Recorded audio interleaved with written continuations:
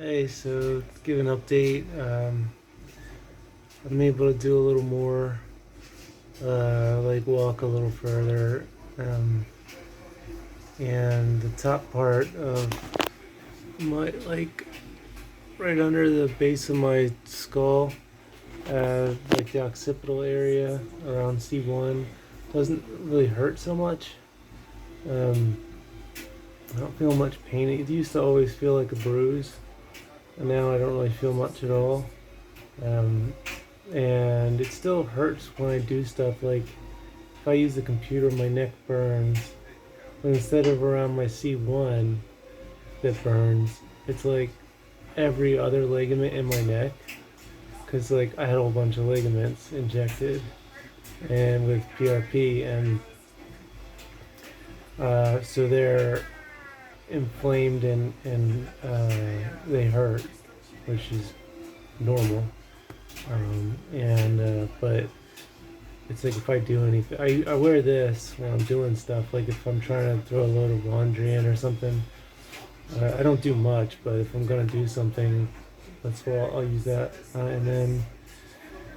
But man, it burns. Like the rest of my neck burns. But I'm not as panicked because before, if my neck was burning around my C1, that was really bad because then that meant like I was gonna have a really hard time for the next couple of months or something like that. Those are just burning because of the PRP. And it seems like when I'm walking around or if I'm making myself food or something and that's burning, um, it doesn't like come back to bite me later. It's just like it just hurts because I'm using the ligaments that are damaged. And I spend most of the day in bed. I don't always wear this when I'm in bed because it starts to dig into your neck, and the pillow generally keeps me. I mean, I'm pretty still in bed and well supported, so I don't really need it. But like my monitor is over there, so like if I don't really, I just stare at the ceiling. So like that's pretty much all I do all day is just look at the ceiling and listen to stuff. And I don't really use my phone or the computer because it hurts my neck. What I'm getting at is if I lean forward like that to try to look at the monitor, even if I like prop my head up, like bending my chin to my neck while I'm laying down, it seems to squeeze against my brainstem, like my C1 squashing against my brainstem. Uh, and I get like hot and cold flashes from my head to my toes, and sometimes like chest pain, heart palpitation. It's like common stuff that happens when your brainstem's getting squashed, like pins and needles in your arm or something like that. So I don't know. I still might. I don't know. I mean, it's only it's gonna be 72 hours, so like 3 days since the injections on Tuesday. So I don't know if it's gotten a little better. Like the hot and cold chills, like I can lay in bed and not get them as much.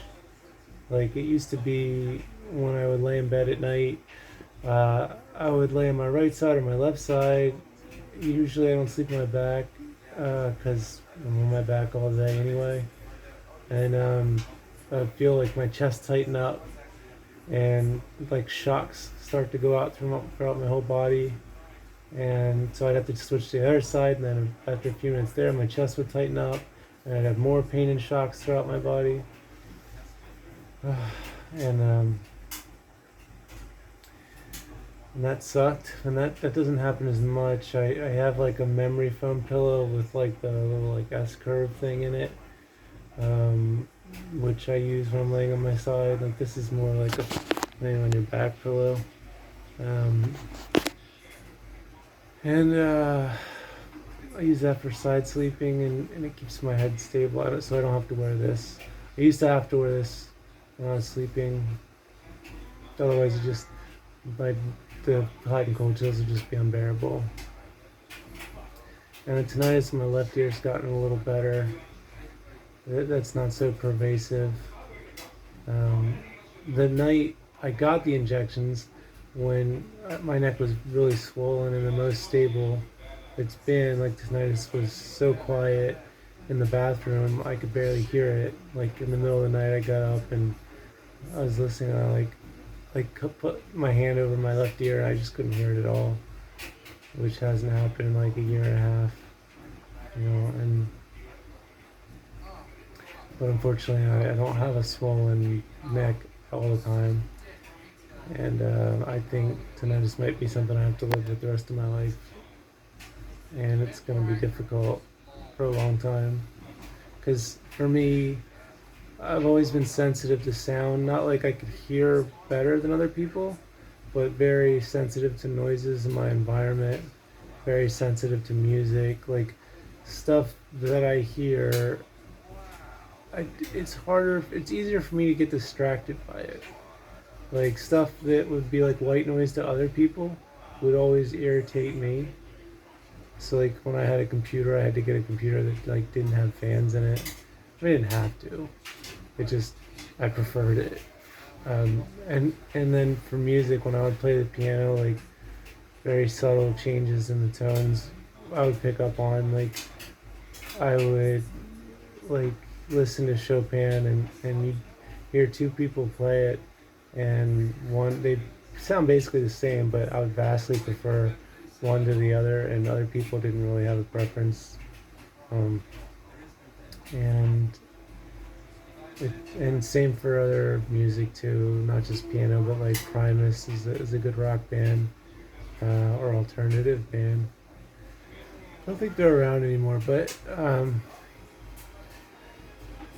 it's the same kind of thing, like subtleties in the note selection and stuff like that. I know it sounds really snobbish, but it's just the point is just to illustrate how like odd sounds and like affect me mentally, interrupt my thoughts, affect me emotionally. So when I got tinnitus, it's like God damn it, I'd rather go blind. I'd rather be paralyzed from the waist down. Like tinnitus for me is so fucking awful. And it's been so hard to get used to. Now I'm more used to it because I've been dealing with it for 2 years. So like I'll go in the bathroom and I shut the door and I won't even turn on the fan. I'll just do what I gotta do, and I'm just like whatever. And it's weird, like sometimes it's like oddly comforting. It's like you're like listening to the rain or something. But usually it's not the case. Usually it's a huge fucking pain in the ass, and I try to drown it out. Usually I can hear it. Like I don't try to drown it out entirely. I just play some white noise in the background, so like I can hear the tinnitus always, but I'm in an emotional state where it's not bothering me, which helps you get more used to it. So like when I'm in quieter areas and I hear it, I don't panic or have a negative emotional kind of issue. And the pain also distracts me. Like talking hurts laying down, because like I mean if you talk and you lay down, your head moves a bit, like a little, and so of course that stretches your neck some, which stretches the ligaments, and that hurts. I went for a walk today and I got further than before without having much neck pain, and there wasn't pain around C1. There weren't like muscles tensing up to like compensate for the C1 instability, like because on the side of my neck and all around I could feel muscles, like if you ever get like a knot like in your shoulder here or like up in your neck, like that kind of thing would form like instantly, and I'd have it for like a week just walking around without a brace or something. So definitely, and like the Dr. Papas in Tampa, he was injecting my ligaments, and he would put the needle into the ligament. You've seen it on the ultrasound, and he would squeeze the blood into it, and the blood would just go in like it was a sponge. And a healthy ligament, it's kind of hard to get blood to go in it because it's like a thick, dense mass of fiber, whereas like mine was like a holy sponge. It was like shredded, and like the fiber, I don't know if that would mean like technically speaking there's less cross connects or there's a bunch of micro tears or what, but that was like around my like C3 and C4, like so it's like I've got all the ligaments in my neck seem to be like, I mean, some were better than others, but like it was pretty fucked up. And for sure, I think my diet contributed because like still to this day, like if I eat gluten, my joints really hurt the next day. So that means my body's having an immune response and attacking. Like as far as I know, Dr. Gundry has said that gluten and other lectins, like for example, there's lectins on the skin in almonds. That's not gluten, but it's a poison to your body, and it's not good. Like people say, like I think people think like gluten intolerance, like something's wrong with you if you have gluten intolerance. Like your body, no one's body is better for having lectins. Like they are the plant's poison for making you uncomfortable for eating them and getting don't eat me. Like because that will make you maybe sick to your stomach or whatever. So everyone should not be. Nobody should be eating lectins if they can avoid it because it is not going to help you and it can cause problems. And some people like me, it can cause major problems. And if you're like, oh, like it won't hurt me, it's like, well, by the time it does, then you got a leaky gut, which could take 6 months to heal. You got perhaps cartilage damage, which could never heal, and you'll have to get like regenerative therapy. So it's kind of a thing where it's like you're playing with fire. Like once you do the damage, it might be difficult to reverse, or it might be irreversible. So it's like it could take years for that to happen, but it's like why? Like, why do it? Like I've had bread alternatives that don't have lectins, and I put in some toast and some like olive oil butter or something, and it's delicious. No lectins, and still you don't eat a ton of it because it's like a bunch of carbs. Carbs are basically sugar, as far as your body is concerned. Like if you eat a bagel and a piece of cake, it's the same. I mean, the bagel might have like no sugar added, but you get your glucose will go up just as much with a bagel. And so, anyway, eating the lectins, eating that kind of stuff really hurts my joints. Like you eat lectins and the barnacle, it's sort of like barnacles on your connective tissue attaches to your ligaments, to your collagen, like you've got collagen in between your ribs.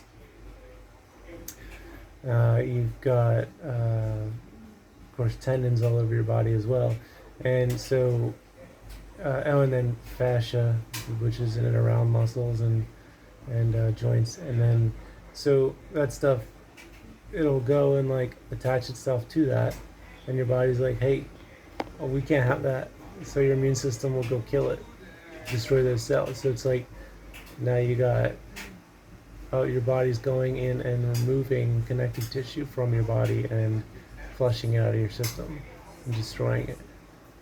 And then you've got, oh, my hips bothering me, or oh, my knees are bothering me, or my ankles bothering me, and oh, I guess I'm just, getting older, or maybe it's from playing sports. It's like, no, it's like it's the lectins you're eating, or your body is killing itself to save itself. But it's like you don't need to do that to yourself.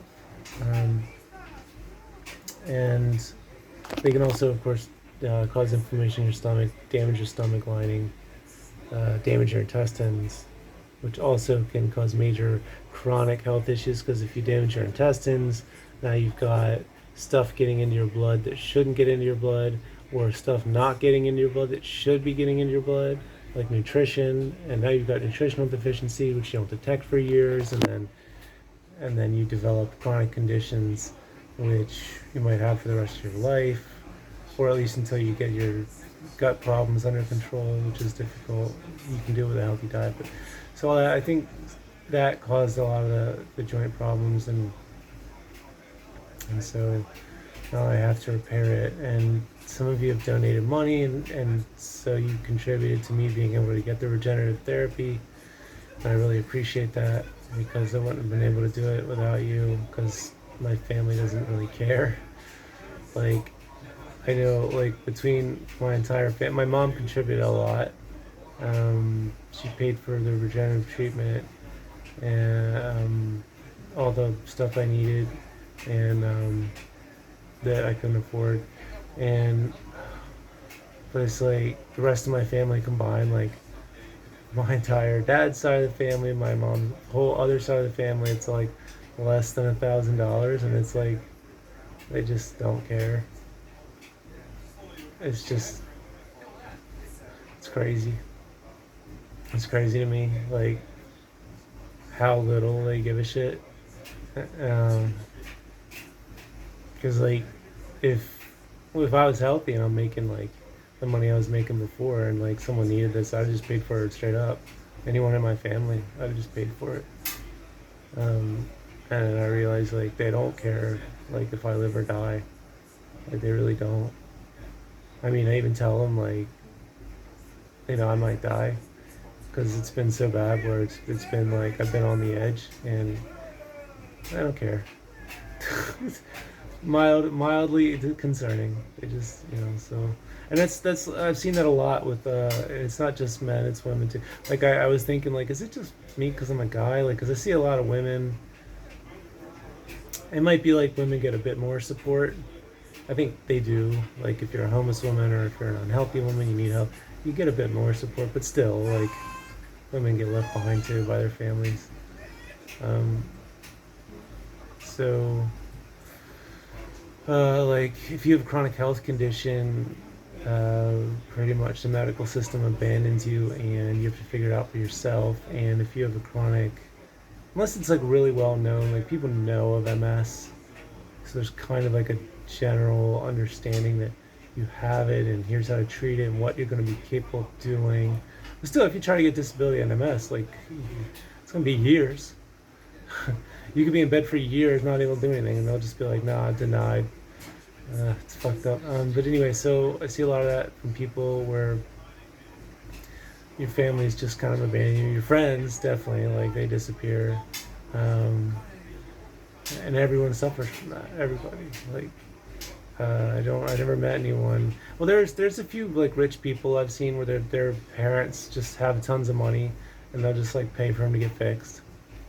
And then that's not really a concern. I have seen that. Like people will be like, "Oh yeah, I just got my like fifth PICL, no big deal, and I'm back to skiing or whatever." And it's like, I'm dying.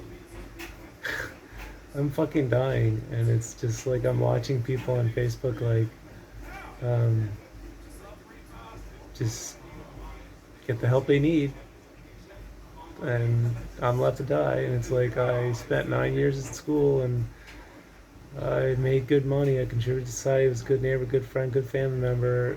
Tried to be a good boyfriend, um, and nobody cares. If like you have chronic disease, they're just like, all right, go away now. We don't want to see you. You make us sad. And so I appreciate people willing to listen to this and try and help when they can, because this is very stuff like this is difficult to listen to, difficult to watch. It's emotionally draining. I get that. I try to make it semi-informative, so like like if you're going through this is kind of normal, and here's what I did. So I'm not just doing it to complain. I'm also doing it because like I'm gonna forget like a year from now. I'm not gonna remember like here's what it was like 3 days after my regenexx procedure, because people might ask me. I don't remember. I'll have a vague idea. So yeah, I one important thing to note if you're doing regenerative therapy is like you will feel stronger and pretty quick, but you have to treat it like you're not, because like I was saying that first day, like I was all swollen, right? So like my neck was more stable structurally, but the ligaments weren't stronger in the same day. It'd only been like 10 hours at that point, 12 hours. They weren't fixed. The problem wasn't fixed, so I can't be like putting strain on them. So I basically have to, I know I can do a little bit more, but I need to be careful and just wait. Because it's sort of like, it's a basic physics problem. Like, if you have a rope that's frayed and a bunch of strands are hanging off it, and it's hanging on by a thread, you put any pressure on that rope, it's going to snap. So even if you get 3 more, like say there's like 24 smaller strands that make up the rope, and you're hanging on by 2, and then you get 5 more, it's stronger, but it's still so much. It's still very easily damaged because it's only 7 strands. So like, but and then if you wait until you get up to back where it's like 24 strands are all connected again, then it's going to be many times stronger. Like it's going to be where you won't be able to hurt it through regular activity. So you have to wait until you can get to that point before you start engaging in regular activity. Otherwise, you're just going to steadily damage it and go back. So I think like people need prolotherapy and PRP and stem cells like repeatedly, because things are not like I want to heal. I imagine I'm not going to be fully healed, and maybe I need to do another round of PRP for my connective tissue to be stronger. But I think 2 things happen. I think the thing that caused the degeneration to begin with still happens: lifestyle, like diet, or your activity, like maybe poor posture, or maybe you're like a roofer and you're bending over all the time. Um, and then also, it's not as strong as it was before, so it's more easily weakened. So I think people get the wrong impression that like PRP and stuff isn't permanent, where it's like if you heal a ligament to the point where it's back to like say 24 out of 24 strands of rope fiber, like in that analogy, like it's not going to undo itself. Like then it's strong again. It's like having a new ligament. Um, I could be wrong. There could be. I mean, the body's complicated. There could be other things. It could be like less cross connects in a newly formed ligament, meaning like it's less durable or something. I don't know. But just what I mentioned is like stuff that I don't think people consider. Um, but I think it wouldn't be such a big deal if it was like covered by insurance. Like if PRP was covered by insurance, I'd be like, all right, I got this injection. I'll do another DMX, which would also be covered by insurance, and then I'll go, 8 weeks. We'll do it again, or 12 weeks or whatever. I'll get the second DMX, follow up, see how I'm doing. Okay, still have some instability. Get the PRP injections. It cost me like $500 for all that, or whatever, and then I just go on my life, and it's not a big deal. And it's like, but it's like I might still have to get a fusion on my C1. I'd like to avoid that, but like I need to get. I'd like to get another set of injections of PRP, because it's like basically I think the idea behind when you should stop doing posterior injections in PRP is when it doesn't help. So like if you do PRP and then you wait 12 weeks or whatever, you should wait, recommended by the doctor, like so whatever Dr. Pompous recommends, and then I check back and still have instability. Like if it helps me, like it's helping me now, right? So obviously it's helping. And then maybe I still have some tweaky pain or whatever, and then I go back to the DMX, and then I do it again, and then it helps me even more. Well, that was good. So then I should, wait 12 weeks, and then do it again. And then if it helps me even more, then great. But if I'm like, I kind of don't really notice a difference this time, then that's when you would stop. Maybe you check back like in a year, get another DMX done, just check on the stability of it, make sure that everything's still good. But like then you would stop, and it's so hard to do that when like you can't work. Like tinnitus is annoying, right? But like if I had a neck problem, I'd have a full-time job, no problem. Like I'd be working in cybersecurity, making 80, 100,000 a year, no issues. Or maybe I'd say screw it, I'm not dealing with computers anymore because I hurt my neck. I don't want to deal with any neck stuff. I want to go work outside in some job. Maybe I could drive or something. I don't know. Whatever. But it would work. I mean, this is my life right here. 20 hours a day. So if people think like I'm lazy, like are you fucking kidding me? Like I want to do anything. I want to go like do landscaping. I want to do like imagine the most boring job, like lifeguarding. You're just sitting there watching people. Like, whatever, I'll do it. Like, just anything. Anything but this. Like, the boredom is killer. Like, I can't even play games. If I had like a TV or like a screen up there, at least maybe I could like watch like, new episodes of Picard or whatever. But as it is now, I just listen to stuff and bored off my fucking ass and miserable. And lonely. Incredibly lonely. My God, like, it's not like anybody comes to visit or calls ever. How you doing, Brennan? Like, nobody fucking calls me. Like, god damn. So that's generally how I'm feeling. What's going on with the regenerative therapy? I think it's awesome. I could feel when they were injecting my ligaments, like regenexx is like that. If you get it done, you want to get it done by somebody who does regenexx or was trained by like Dr. Centeno in Colorado who works in regenexx, or like somebody who is really good at regenexx trains somebody in the, because there's some people that have their own private thing, and it's like an orthopedic whatever, and we do C1 through C7, and I was trained by Dr. Centeno, and then they can be just as good, if not better. But generally you need that kind of procedure because when they're going in with the ultrasound and injecting the ligaments directly, the blood is getting, it's not just around the ligaments, it's injecting into the ligaments.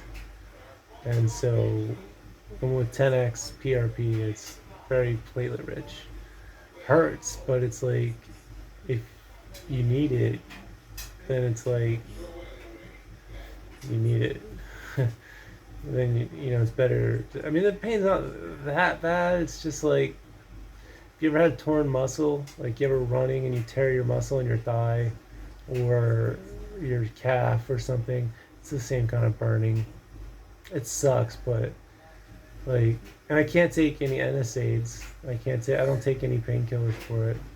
It was weird though. They gave me curcumin, which I don't understand. They gave me an anti-inflammatory herbal supplement, and I'm like, but I shouldn't take an anti-inflammatory NSAID, right? Like, what?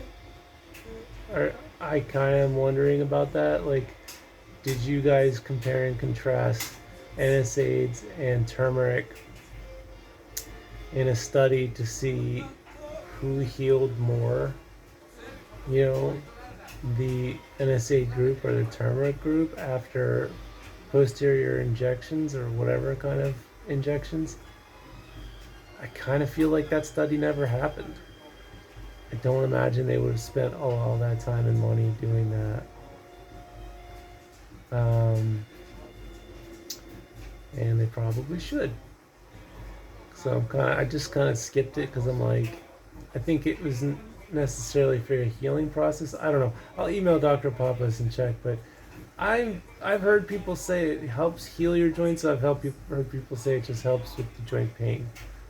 And I'm like, I've taken turmeric before for joints, playing soccer and stuff. Definitely didn't make my joints stronger. Like, I didn't notice any strength at all. And it helped with the pain a little bit, but my joints didn't feel stronger. So I don't know how much it helps. I don't know. They also have a thing they give you, which is vitamin C, vitamin D, and like glucosamine chondroitin, but it's 1,000 milligrams, and like you can take one dose of it. Like regenexx gives you this bottle, and you can take a dose, and that's good for joint growth because vitamin C is great. I don't know what the vitamin D does for your joints. Maybe it helps, but vitamin C, you don't really absorb it if you take it in greater than 500 milligrams at a time. So like, if you really want vitamin C to help you, you want 2,000 milligram time release during the day, and then you take that in the morning and like throughout the day. It gives you constant vitamin C that at a level your body can use. So giving me that drink, it's like if I take one of those, half the vitamin C is wasted. Although it does recommend you can take two, twice a day. And the glucosamine chondroitin, of course, helps with your connective tissue growth. But I'm kind of confused on that because Um, I don't see how it's helping so much because I don't know how it gets to the ligament, like in your neck, because the problem is blood flow, right? Like, so you have to take your blood out and inject it into the ligament. So, how is the glucosamine getting to your ligament if blood wouldn't even get there? I mean, glucosamine is going to travel through the blood to get there. Well, the blood's not getting there. That's the whole problem. Otherwise, it would just fix itself like a muscle and be strong all the time. So it's like, how's the glucosamine getting there? How's the vitamin C helping? I don't know. I know vitamin C does help connect tissue growth. I just don't know how much it helps. Like vitamin C is necessary for your ligaments and tendons to, like, if you just don't have vitamin C, like, your connective tissue, I don't think it can form. I think it's like 100% required. Like, you can't get by without it. You have to have it. And when you put the PRP in your neck, in your ligament, it grows. So I don't know. Maybe it's using the vitamin C in the blood already. I don't know. But I'm taking it just in case it helps some. It probably helps some. Like your ligaments do repair on their own somewhat. They do get some blood flow. But I don't know if regenexx is really up on the nutrition. Like, they could probably do better. Like, for example, they don't include boswellia, which is helps connective tissue growth. They don't say anything about copper, which is, most people are copper deficient, and copper is necessary for connective tissue growth. I take Solgar multivitamins, which have 1 milligram or whatever of copper, which is like 100% daily recommended. And I probably get some from my food, but not a lot. Not as much because, like, factory farming kind of depletes the copper in the soil, I believe. So there's less copper in our diets than, like, people had 100 years ago, supposedly. But there's some copper in the Solgar multi. I was taking Pure and that had no copper, so I might have been getting like no copper for a long time, which would be really bad. It might be really bad. Like, the Pure multivitamin had no copper. Solgar has copper, but no, it has like almost no vitamin. It's like 400 like UL of vitamin D, which you need like 5,000 units of it a day. If you're not really out in the sun much, which I'm not. So it's like, but I have vitamin D and K too. So there's like, your nutritional stuff for the regenexx is kind of lacking on. They should really get a nutrition in there, and like, basically if you're getting regenexx treatment on your tendons and ligaments, they should be giving you a micronutrient test to test all of your, and if you're listening to this, you should get one, to test all of your amino acids, which are necessary building blocks for your muscle and connective tissue, and also your blood, all vitamins and minerals. And you can get those, and they're like $300, maybe $350, and then maybe a doctor can explain it to you for like $200 or something. So you can call around to like functional medicine doctors in your area and just say, hey, do you guys do a micronutrient test? You should do that. It's kind of like a tune-up for your car. You should get it done once a year, and just say like, am I deficient? Because if you're deficient for a while and you don't get it checked, and then you develop a problem, then you can be fucked because it's too late. Damage is done. You know, neurological problems, connective tissue problems, skin problems, bone problems, dental problems, all sorts of shit. And it's like, you're gonna spend thousands and thousands and thousands to fix that. Whereas, like, you could have just got the micronutrient once a year test and just been like, am I okay? Am I deficient? And, you know, maybe eat more fish, get more sun, whatever, take a supplement, and then you're healthy. Because I think 80% of health problems are from our lifestyle. So, like, yeah. Like, mine, I think, was entirely lifestyle. I mean, genetics, obviously. Like, my grandmother eats like shit. She's fine. She could eat cake all day, every day, never eat a vitamin in her life, and she's gonna live to 110. So, more power to her. I didn't get those genes. So anyway, see ya.